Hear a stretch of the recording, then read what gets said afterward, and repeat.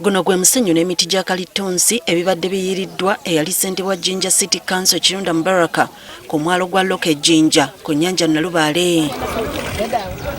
Bino lwagudde mu matu ga Nema wamu n'abakulu mu Jinja City ne babiteekamu engatto. Eno basanze omulimu gugenda mu maaso ne bataggwanya kweyongerayo. Tesobola kutuula butuuzi ne tutunuulira ng'abantu boonoona obutonde obw'ennyanja ng'ate tebalina ebintu bye bakola babikolera wabweru w'amateeka. Kyokka yali ssentebe wa Jinja City olikitegedde n'atabuka. Atandikiddewo okwanyisiganya ebisongovu n'akulira okwazisa amateeka mu Jinja City.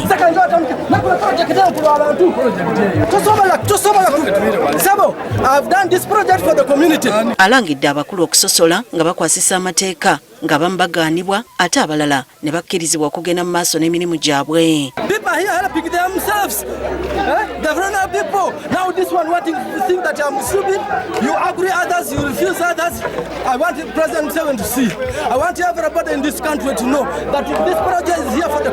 Yekyaye n'ategeeza nga bwe yeewaddeyo okufa nti oba bamukuba amasasi bagamukube.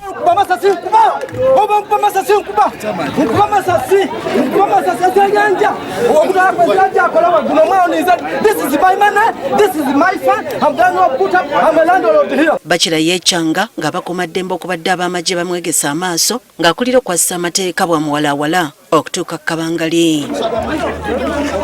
Ono ateereddwa ku mpingu kyokka babadde bagezaako okwekubya ebifaananyi ne munne gwe bakwatiddwa naye ne babaggyako amasimu gaabwe ekibatabudde.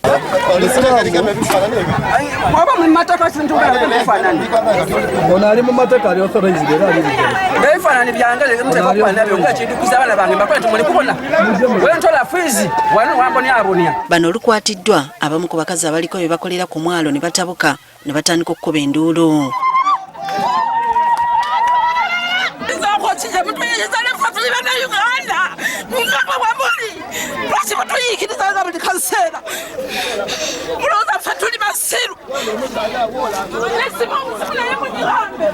Bwe twogedde n'omwogezi wa Jinja City Rajab Kizito ategeezezza nti Kirunda abadde talina lukusa kuzimba mu nnyanja. Yaweebwa lukusa, sirowooza nti bwe bato bazimba docks.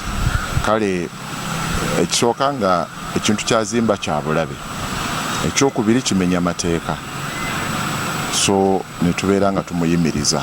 Akubiriza abaagala okuzimba bulijjo okugoberera amateeka okwewala okutaataaganyizibwa. Oba ku nnyanja oba ku myalo oba ku migga waliwo amateeka agafuga enkozesa y'ebintu ebyo. Ateekwa okuba ng'afunye ne mapamit era ng'alambise bulungi kyagenda okukolerawo, era watuukira okufuna ne mapamit waliwo emitendera gy'ayitamu okuba nga emuweebwa. So ebintu ebyo byonna biteekwa okugobererwa. Okusinziira ku Nema, ebikwekweto ku bantu abeesenza ku lubalama lw'ennyanja ate nga bakola ebitali mu mateeka bikyagenda mu maaso.